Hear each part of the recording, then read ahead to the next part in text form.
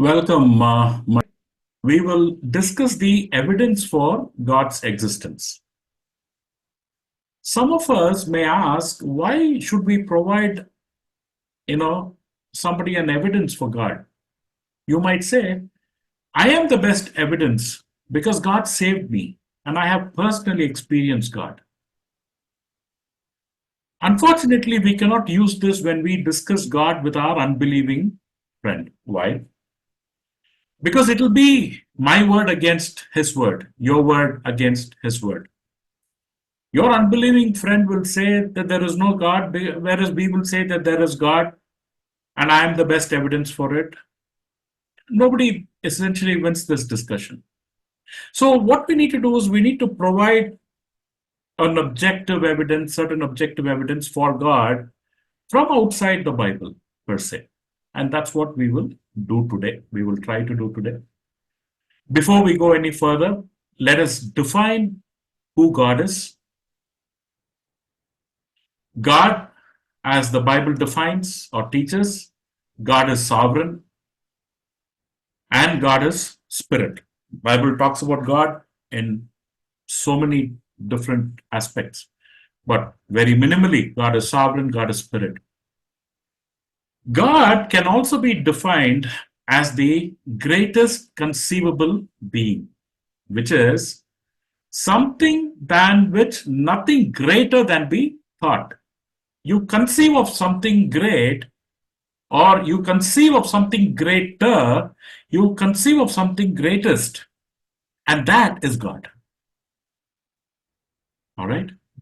So you can define God as a greatest conceivable being, or you can define him as a maximally great being. So by a maximally great being, we mean a being who possesses all great making properties to the highest degree in every possible world. Meaning to say, take example of love.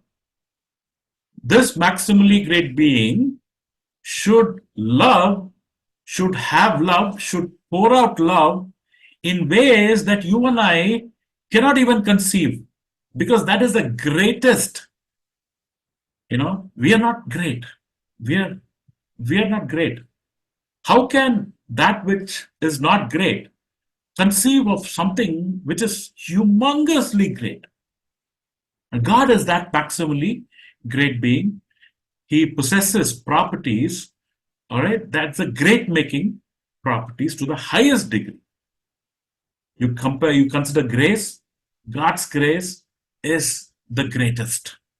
Ours will never come close to that. You consider mercy, you consider omnipotence, you consider any attribute of God, he will have the greatest of that attribute. So God can be defined as a greatest conceivable being or a maximally great being.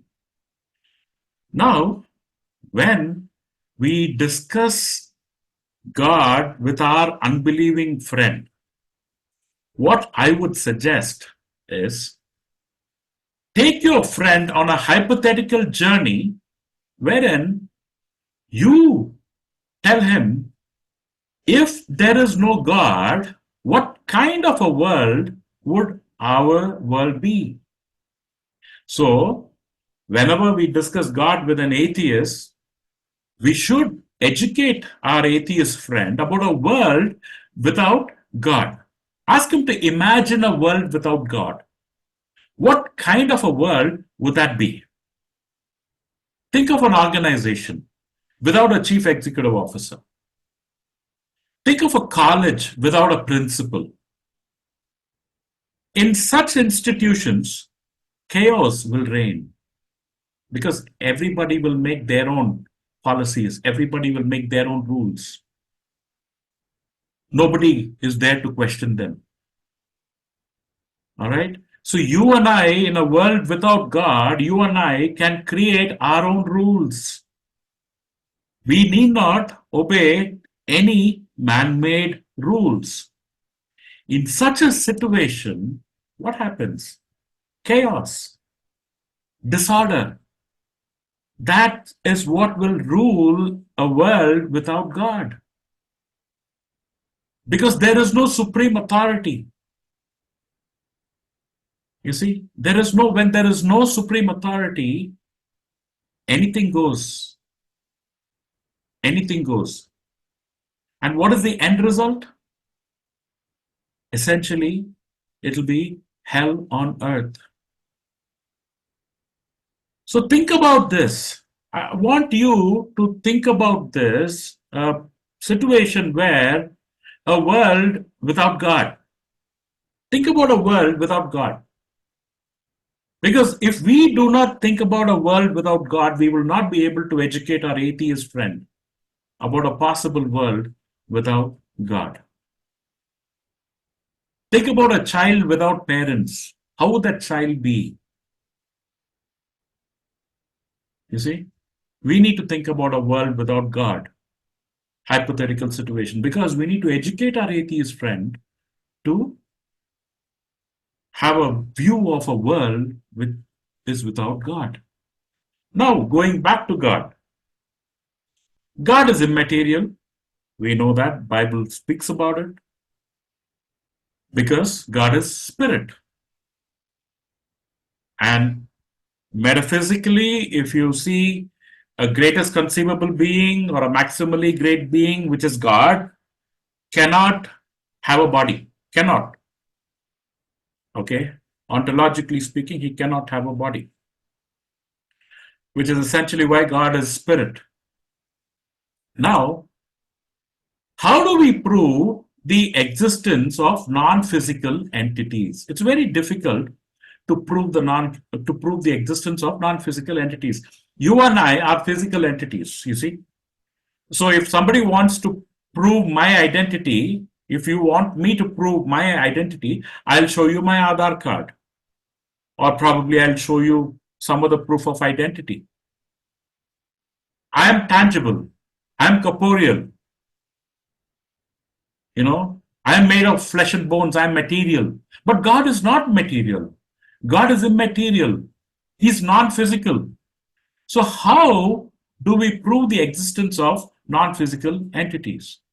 So to prove that a non-physical entity exists or any entity exists, we either have to observe it directly.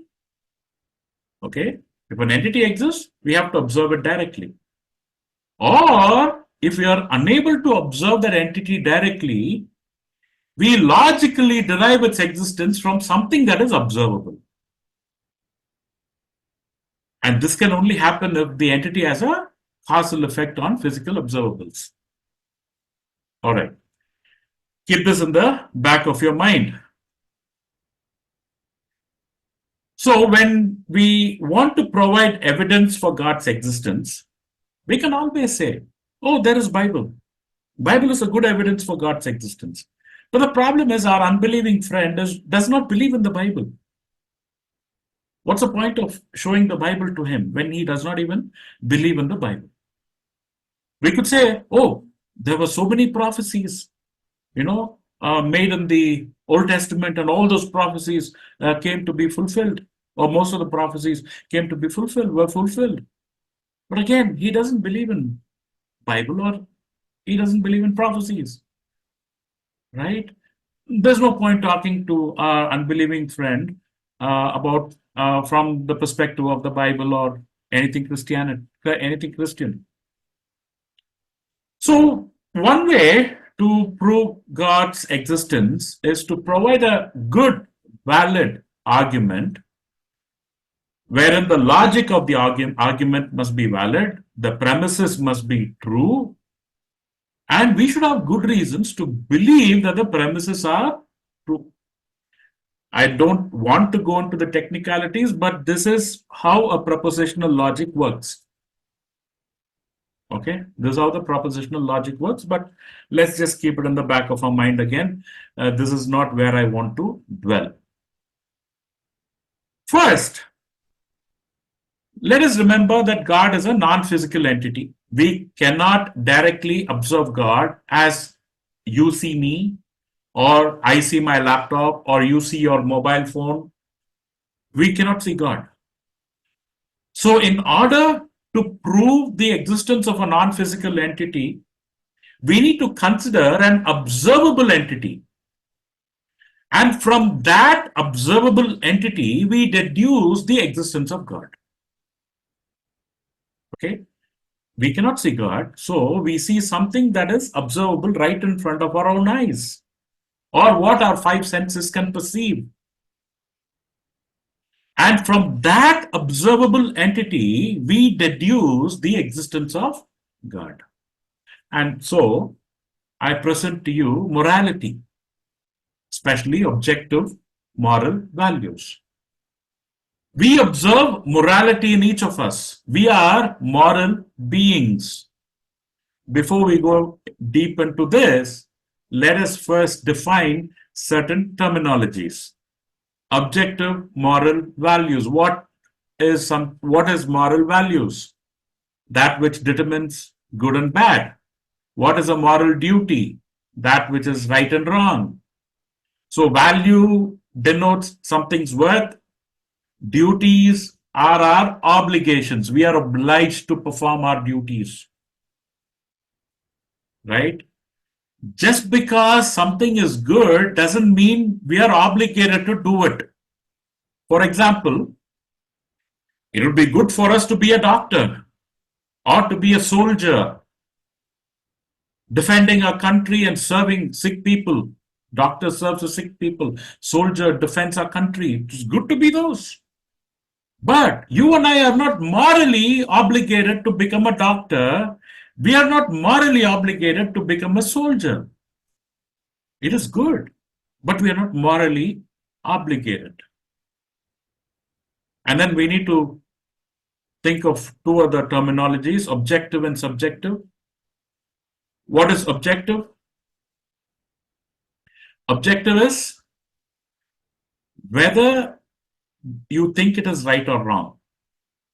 That fact remains a fact. It is regardless of what anyone thinks. And subjective is dependent on somebody's personal preferences. For example, chocolate ice cream is brown in color. Chocolate ice cream is brown in color. That is an objective truth. Chocolate ice cream is brown in color. That is objective truth. But I might like chocolate, you might like vanilla, someone else might like butterscotch, someone else might like some other flavor of ice cream. These are subjective preferences, you see. So while chocolate ice cream is brown, while that is objective truth, it is subjectively true that chocolate ice cream tastes better than vanilla, or vanilla tastes better than butterscotch, or whatever. I hope we are clear about this. Now, how do we say God is the reason why we are moral beings? Because if we find ourselves as moral beings, then there should be a reason why we are moral beings. And so we believe God is the reason. So how do we arrive at that? If you look at your screens, premise number 1, if God does not exist, objective moral values and duties do not exist. And premise number 2, objective moral values and duties do exist. And so we come to a conclusion that God exists. All right. Now let us look into these premises. Premise number 1. If God does not exist, objective moral values and duties do not exist. What do we mean by this? See, if there is no God in an atheistic world, why should you and I think that human beings are of more value, are of more worth than any other? Why should the life of a human being be more valuable than a life of a cockroach or a tree?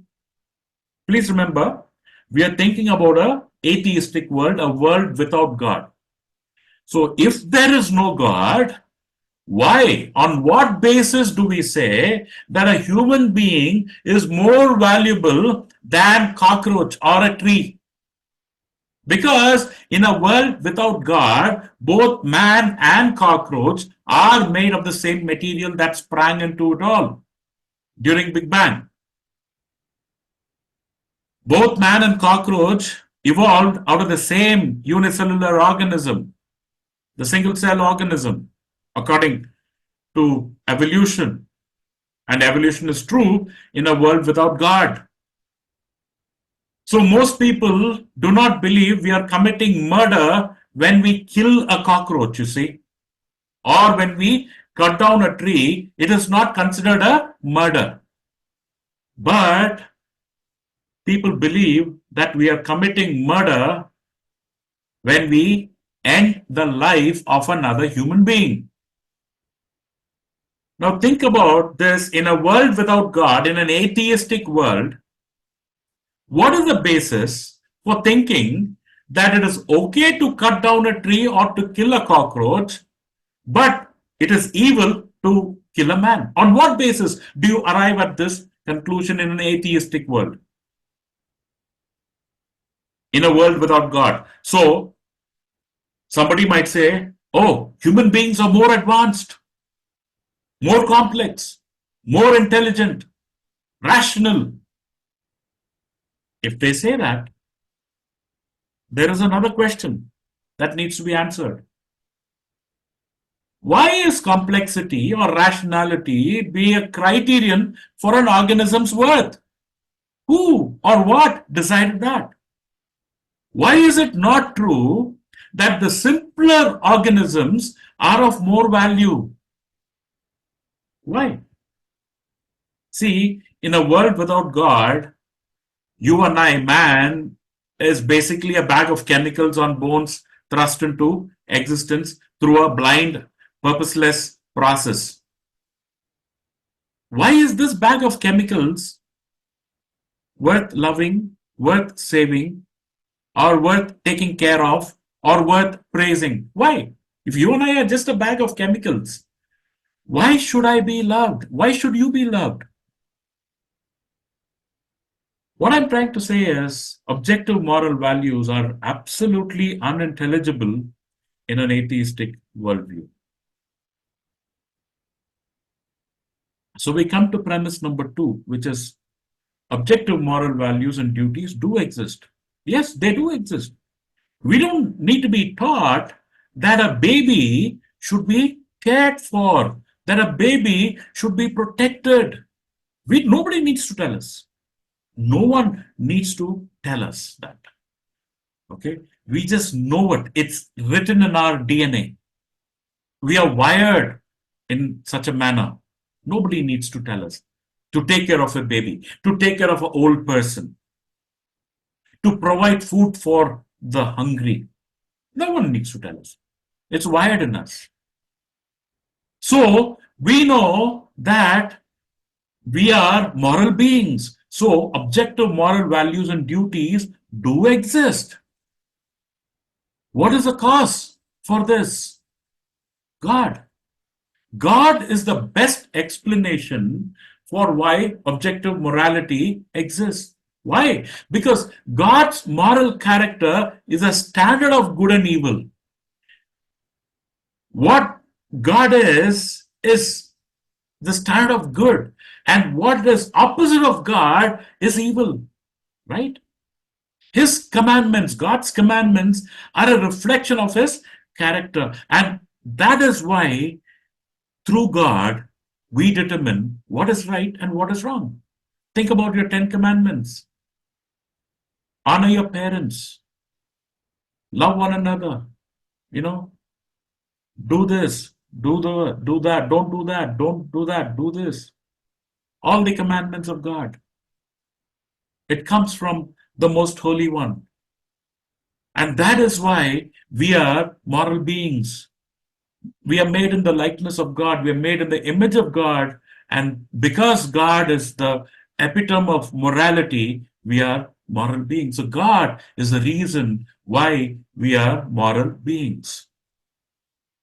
This is one way, to establish the evidence for God. Now, Um, if you have any questions, what I would suggest is at the end of the session, we are going to go until about 9 o'clock India time.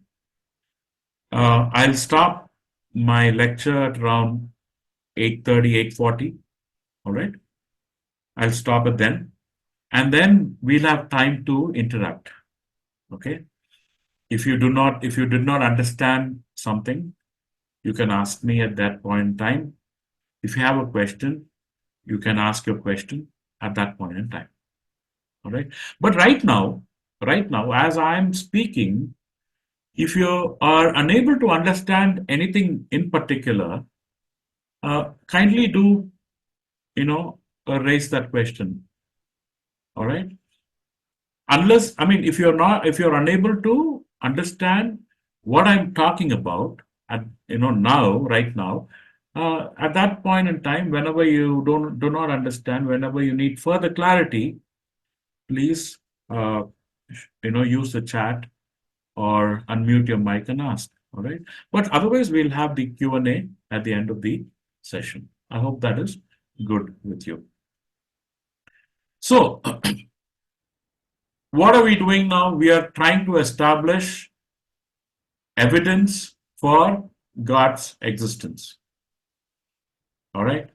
The first evidence we posited is that of morality, that we are moral beings. If we are moral beings, we need to ask a question, where did that morality come from? How come you and I are moral beings? Where did that come from? And the answer to that is God. All right? The answer to that is God. And therefore, we say God exists. Okay, that is one way of establishing the existence of God. Now, if you have read about or if you have studied about our universe, you will know that our universe is extremely fine-tuned. It's very delicately balanced. Our universe is a very fine-tuned universe. What do we mean by that? If the laws of physics, okay, if the physical laws were to be tweaked in just the slightest marginal way, when we say slightest marginal way, it's the slightest, minute manner.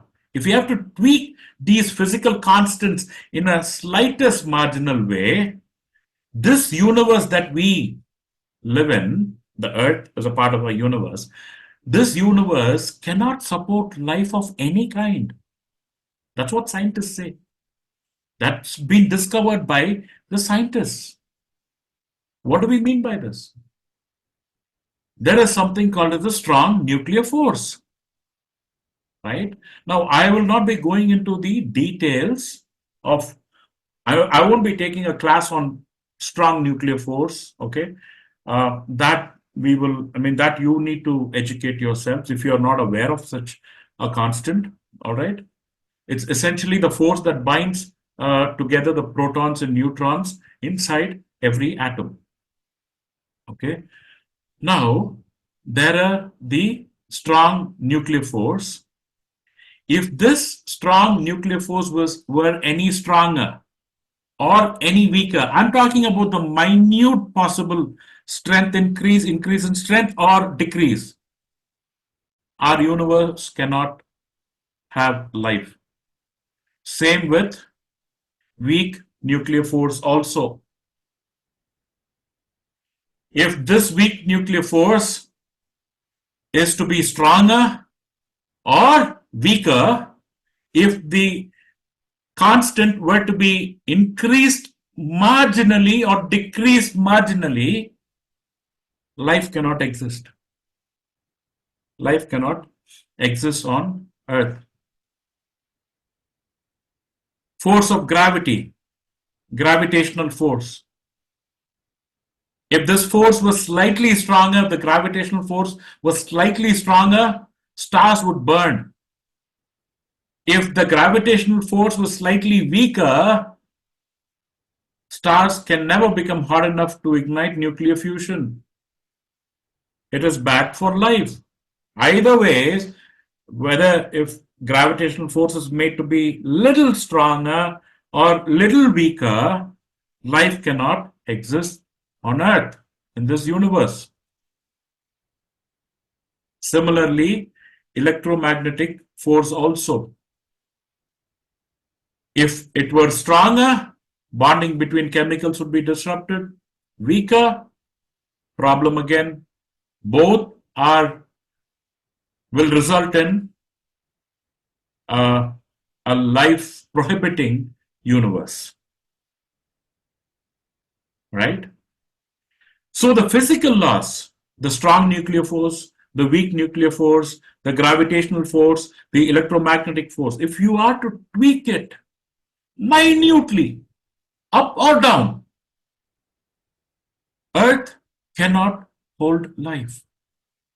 This universe would be a life prohibiting universe. Now, only because these constants are of that particular value, these constants are of that particular value. Only because of that, life exists. You and I are existing in this universe. Okay, I'll give you more examples.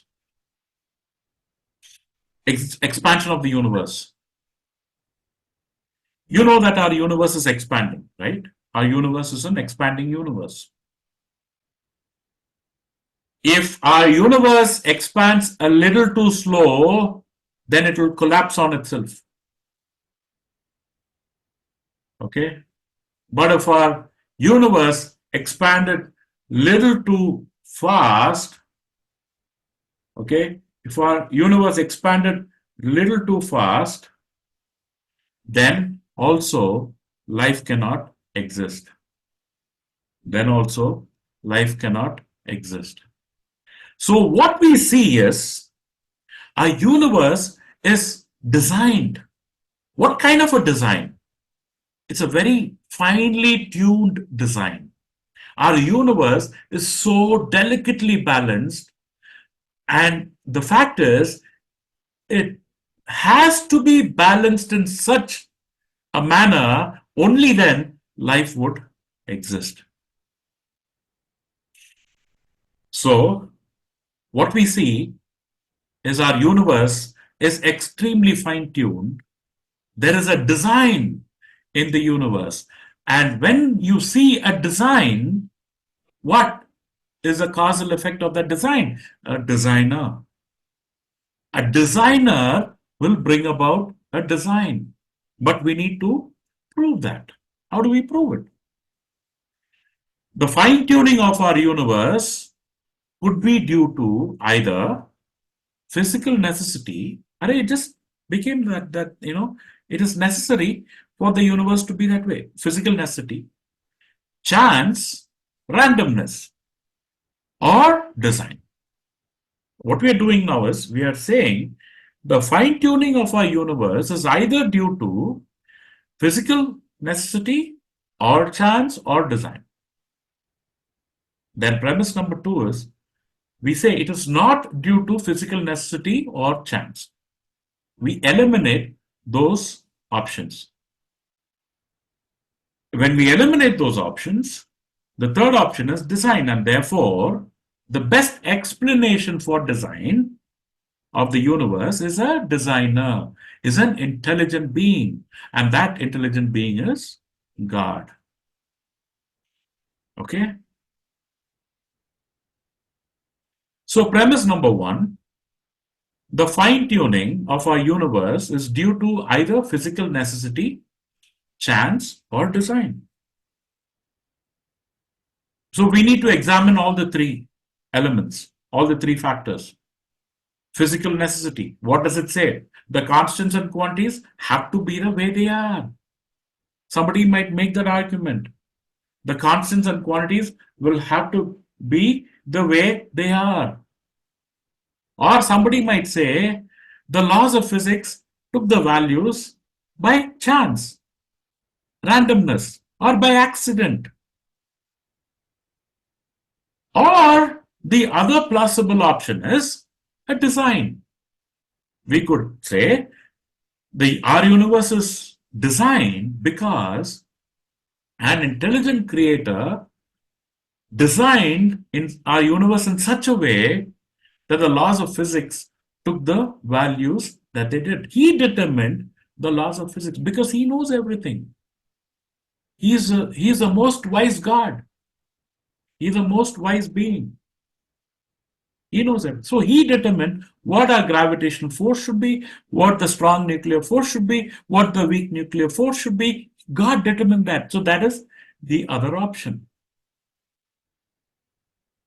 All right. Then we say, premise number 2, the fine tuning is not due to either physical necessity or chance. See, how do you explain such precise values? Okay, such precise values to these constants, saying that it is necessary. That's why they are like that. It doesn't really appeal to my brain, or I don't know whether it appeals to you. If somebody says these values have, these values are so determined because they are necessary. Right? They are necessary, so they've been determined that way. Now, why couldn't gravity be stronger or weaker? Why couldn't the universe expand faster or slower? There could have been a different ratio to ratio of electrons to protons, right? Or matter over antimatter, right? So those who say physical necessity is the reason why our universe is finely designed will have to answer these questions, and we don't see any good answers to these questions. Now look at chance. Somebody says the fine tuning of our universe is by chance. It just happened randomly. Sorry. How do I believe that? How did your dictionary come into being? Either there were a group of people who brought that into existence. If somebody says there was a strong wind in the printing press, and finally, when the wind subsided, dictionary was found. What would you believe? That there was a group of people who authored the dictionary, or a strong wind brought about the dictionary? Sorry. Which one is more plausible?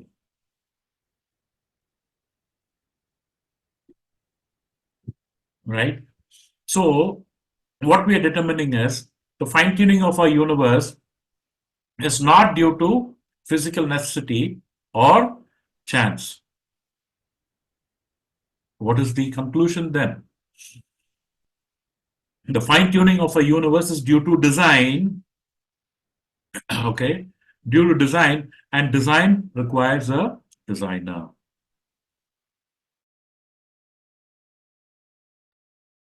The fine tuning of a universe is due to design, and that design requires a designer.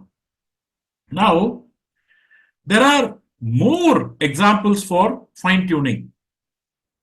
Okay, there are more examples like the Earth's rotation rate. If the Earth's rotation rate were faster, surface wind velocities would be too severe, so life cannot exist. If the Earth's rotation rate was marginally slower, it will be far too hot in the day and far too cold in the night. Advanced life cannot exist. Similarly, moon's size. If the Earth's if the moon's size were larger, if moon's size were larger, our Earth's rotation rate would have slowed down too much. Okay, night temperature, the day to night temperature would be very extreme. Life cannot handle that. If the moon's size were slightly smaller, Earth's rotation rate would not have slowed down enough resulting in wind velocities to be very severe for life to handle. Same way, the distance of Jupiter, the distance of Saturn, the distance of Neptune, right? If Neptune were farther away, it would be insufficient in shielding Earth from asteroids. If Neptune were any closer, Earth's orbit would be thrown out. And then even Earth's distance from the sun. If Earth's distance from the sun, if Earth were slightly closer to the sun, Earth would become so hot that life cannot exist. If Earth were slightly farther away from sun, Earth would become too cold for life to exist. And then galaxy size. If our galaxy was too large or if it is too small, life cannot exist. See, there are about 21 or more, okay, 21 different factors like Earth's rotation rate, the moon size, the Jupiter's distance. Our universe is so wonderfully and delicately tuned. Our universe is so wonderfully and delicately created. What's the basis of this delicate fine tuning? Who did this? When you see design, a design definitely posits a designer. Okay? A design, when you see a design anywhere, your mobile phones, your laptops, they are all intricately designed because there were human beings behind it and intelligence behind it, right? Intelligence behind those designs. Nobody can say, the design just came into being. Oh, the design was necessary and hence it is that way. No, you can't say that. You can say it, but it's not the best explanation. The best explanation is that design requires a designer. So God is a designer of our universe. Because our universe is so finely tuned, we say this fine tuning is not because of physical necessity, it is not because of chance, it is best explained by God. All right? So please remember this. To prove the existence of a tangible entity is very easy. To prove the existence of an intangible entity, incorporeal entity, God is spirit. We cannot see God. All right? We cannot see God. To prove the existence of a non-physical entity, we need to observe something in existence and deduce that entity to be created by an intelligent entity, and that is God. That's what we are doing. We see that we are moral beings. Morality is written in our DNA because we are made in the likeness of God. Because we are made in the likeness of God, there is God. Because we have objective moral values, there is God. Because in a world without God, there cannot be objective moral values. Number one. Number two, our universe is finely designed, delicately balanced. And we discussed that. Could that balance be because of physical necessity? Or was it because of randomness, chance, accident? But those are not the best explanations. The best explanation for the fine tuning of our universe is a designer, an intelligence. And that intelligence, that designer is who we call God. Now, let us accept facts, okay? Let us accept facts. There are people with higher intellectual quotient, higher IQ, and there are people with average IQ. All right, with average IQ. Nothing wrong. Nothing wrong. All right. Now, some people will be able to understand all this. Oh, yeah, the universe is finely tuned. Yeah, because it's finely tuned, it's got to be a designer who did that. Oh, yeah, we are moral beings. And our morality is because of God. Yeah, there are people who can understand, comprehend all this. But then there are people, you know, for whom all these matters are, that's not important for them. These are good Christians, sincere Christians, genuine Christians. Okay. But they, they are not blessed with the comprehension to understand, to comprehend the fine tuning of our universe or the morality, objective morality, and so on. So then we need to ask a very pertinent question. And that question is, should an evidence for God be necessary? Is evidence for God necessary? In other words, when somebody, let's say I'm a Christian and a friend comes to me, I'm an ordinary, average, person, no high IQ and all. Okay. And my friend comes and asks me, why are you a Christian? In that case, do I have to provide evidence for God? This is a question that we need to ask. Should I offer evidence to prove that God exists? Not necessarily. Not necessarily. Now, you might wonder, I'm not here to confuse you, okay? Because you might think, what is Raj doing here? He's just provided a couple of evidence. And now he's saying, evidence is not even needed. But that's a fact. That's a fact. If we are able to, we can provide evidence. I'll give you a simpler example. How many Christians today can explain Trinity without committing heresy? How many Christians can explain the concept of Trinity without committing a heresy? Heresy as in an error that is against God. It's against the nature of God. Very, very, very few. Very, very, very few. Only a very few Christian, can explain the Trinity without committing any mistakes. All right. Does that mean these Christians are not Christians? Do you mean to say that if I am if somebody's microphone is on, please mute your microphones. Please do not keep it on.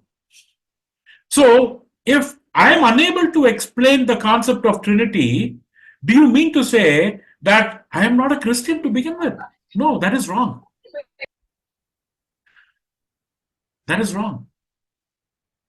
I might have read about Trinity. I might have, I believe in the Trinity, but I may not be able to explain the the aspect of Trinity. It doesn't mean that I am no longer a genuine Christian. It does not mean that I am no longer a sincere Christian. No, that's not the fact. So similarly, should everybody offer evidence to prove God exists? Not necessarily. A believer need not offer an evidence to justify his belief in God. And I'm speaking this from a philosophical sense. Okay? Not from the common sense perspective. I'm speaking it from a more sophisticated philosophical sense. Because there is a branch of philosophy called Reformed epistemology. Okay? And Reformed epistemology is a thesis that says it is possible to know that God exists even if we are not aware of good arguments or good evidence to establish his existence. The man you see in the picture is John Calvin. John Calvin said human beings possesses a sense of divinity. Every human being possesses a sense of divinity, sensus divinitatis. Okay? Meaning to say, you and I have this sense of divinity in us. We are, I think it was Blaise Pascal who said there is a God-shaped void in every human being. There is a God-shaped void in every human being. It is something similar to this. So a person's belief is warranted if the person's belief is a result of properly functioning cognitive faculties that will result in truth. I'll explain this to you. You look at a beautiful flower, beautiful flower. You look at a beautiful building, well architected building. You look at nature in all its glory, in all its beauty. Right? When we observe beauty, we say, wow, how beautiful this is. Only a beautiful mind, only a wise mind, only an intelligent mind could have created such beauty. And some people will say, oh, such beauty has been created by God.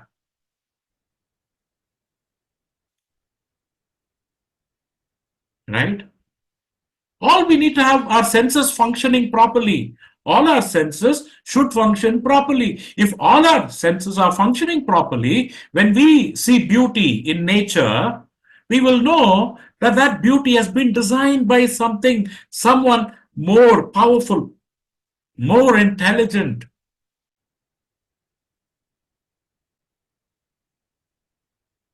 Right? Isn't that a fact? So if our cognitive faculties are functioning properly, then we will definitely arrive at truth. That's what philosophers say. And that's what is called Reformed epistemology. And it's a thesis which says, you can have belief in God, but you do not have to provide evidence because you and I have the right cognitive faculties which are aimed at producing or arriving at truth. And the man you see in the picture, his name is Alvin Plantinga. He is one of the most brilliant philosophers and, contemporary philosophers. Dr. Alvin Plantinga.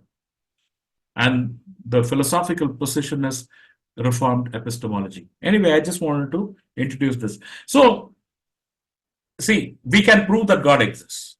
We can provide evidence. All right? We can provide evidence. Dr. Peter Kreeft has provided 20 different arguments for the existence of God. I just gave you two until now, from morality and from fine tuning. Only two. Dr. Peter Kreeft has 20 different evidence for God.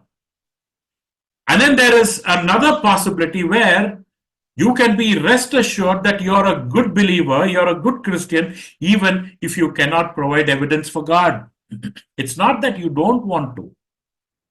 It's because you're unable to, and that's fair enough. But as long as our cognitive faculties are working well, right, we can always arrive at the truth. Okay, so keep that in your mind as well. We can provide reasons, we can provide evidence. But if you're unable to provide evidence, as I explained with an example of Trinity, if we cannot explain without committing an error the Trinitarian aspect of God, doesn't mean we are lesser Christians. No, doesn't mean that we are lesser Christians. There is another evidence which I would like to provide. Okay, and that is called the cosmological argument. All right, it's called the cosmological argument. It's called the Kalam cosmological argument because it was formulated in its most sophisticated form by the 12th century Muslim philosopher Al Ghazali. Okay, a 12th century Muslim philosopher Al Ghazali, you see his picture on your screen. He formulated the most sophisticated version of the Kalam cosmological argument, and today it has been popularized by a contemporary Christian philosopher, William Lane Craig. The cosmological argument goes like this: premise one, whatever begins to exist has a cause. Yes, whatever begins to exist has a cause. And then premise number two, our universe began to exist. Therefore, universe has a cause. All right. Quickly, we'll go through this as well. So premise number one, whatever begins to exist has a cause. See, you can't say something came from nothing. Okay. We can't make that argument. It's not the best explanation for something's existence. To say that something came from nothing is absurd. It's not a good explanation because nothingness has no properties. If nothingness has no properties, this nothingness cannot cause anything, cannot create anything. Okay, so we cannot say that something came from nothing.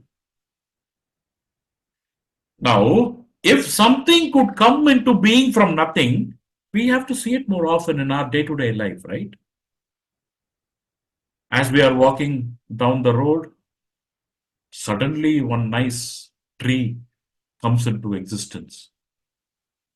Have you seen that? When you're walking in a park, one beautiful plant immediately comes into existence. No, I have not seen it. I don't think you would have seen it as well.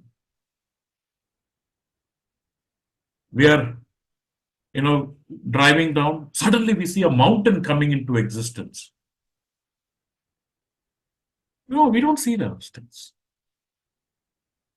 In fact, we don't see anything coming into existence abruptly or from nothing. So, whatever is existing should have a reason for its existence. If I exist, my parents are the reason why I exist. You exist, your parents are the reason why you exist. Your children exist, you and your spouse, you are the reason why your children exist. Yeah? They can't just come from nothing. So, whatever begins to exist should have a reason, should have a cause. Our universe began to exist. Science has confirmed it. The Big Bang Theory. Prior to, maybe 100 years, scientists believed our universe was eternal. That belief has been shred into pieces because science has confirmed that our universe came into existence. There was nothing, and then our universe came into existence, and the postulate is the Big Bang Theory. And we also know, because of the second law of thermodynamics, okay, that our universe came into existence. The second law of thermodynamics is responsible for the transfer of heat from hot bodies to cold bodies. It is also responsible for things decaying over time. It's a reason your bedroom and my bedroom stays warm in the winter, especially when I turn the heater on or you turn your heater on. That heat spreads throughout the room. Or when it is summer, when you turn your AC on, that chillness spreads throughout the room. The second law of thermodynamics is responsible for why our food cools a certain amount of time when it's kept out of the oven or the stove or after it is cooked. Why does the food cool down? It is because of the second law of thermodynamics. right? So the second law entails that the universe had a beginning because our universe is running out of usable energy. As time goes on, our universe is running out of usable energy. If our usable energy is diminishing at some point in time, it had to be full, right? So this proves that there was a time that the universe came into being with 100% of its energy being usable.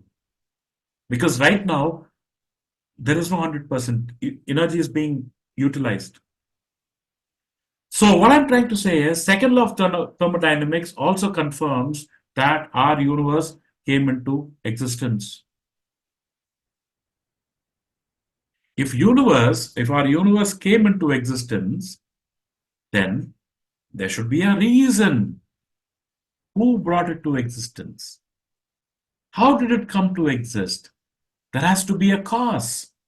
There has to be a reason. Right? This is what the Kalam cosmological argument states. And that that intelligence should be spaceless. Why? Because space came into existence.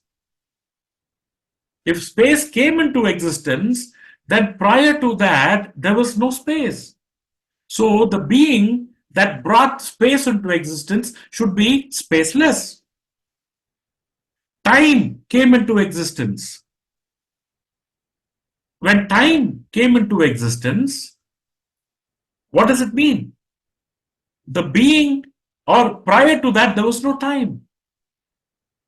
So the being, that entity which created time, should be timeless. Right? And the being that created our universe should be immaterial also, because the universe is made of matter. Matter cannot create matter, right? That's self-contradictory. So the entity that created our universe should be immaterial as well, and should be supernatural, unimaginably powerful. I mean, to create a universe, imagine this, to create our universe so delicately balanced, that being has to be maximally powerful, unimaginably powerful, and it has to be uncast and personal. I'm sorry, I have to run a little faster. All right. So the cause of our universe, the entity that created the universe, should be spaceless, timeless, immaterial, supernatural, unimaginably powerful, uncast, and personal. And this being is who we call the God of the Bible. So we say God created our universe. The Bible describes God as spaceless. The Bible describes God as timeless. The Bible describes God as immaterial. I provided biblical references. We do not have time to go through all those verses now. But if you are interested, I will give you this PowerPoint in a PDF form so you can use it. But if you need it as a PDF form, you'll have to WhatsApp me and ask me. I'll give it to you. So this cause is timeless, spaceless, immaterial, powerful. That also Bible says God is the most powerful. And God is uncast. And God is personal. God is personal. See, please understand this. The cause of a universe cannot be, has to be spaceless, because space came into existence. The cause of our universe has to be timeless as well, because time was created. When universe came into existence, time also came into existence. Universe is made of matter, right? So the cause of matter has to be immaterial. Because we cannot say matter created matter. It's self-contradictory. Okay? To say matter created matter is absurd because you're saying, Are Baba, there was no matter to begin with, but there was matter which created matter. That is an unintelligible statement. Okay? So what we have done now is, this. As I told you, there are 20 different ways to provide evidence for God's existence. All right? There are 20 different ways, or there are more number of ways. I provided you only 3. From morality, we are moral beings. Okay? If we are moral beings, somebody made us to be moral. Right? We are made in the image of God. Somebody made us to be moral, and that being is God. Our universe is fine-tuned. It's so delicately balanced. Our universe is so delicately balanced. How? How? Because a design requires a designer, and that designer is who we call as God. Then third evidence we discussed about today is the cosmological argument. That is, everything that began to exist has a cause, has a reason, has a cause. And the universe began to exist, and the universe, if the universe came into existence, somebody created the universe, right? It can't just come from nothing, because nothing cannot produce something. Impossible. It's a bad explanation to say nothing can produce something. Nothing has no causal properties. So, the best explanation is the universe is created by an intelligent being. All right? Intelligent being. And that intelligent being should be spaceless, timeless, immaterial, unimaginably powerful, supernatural, personal, and so on and so forth. The Bible says all that.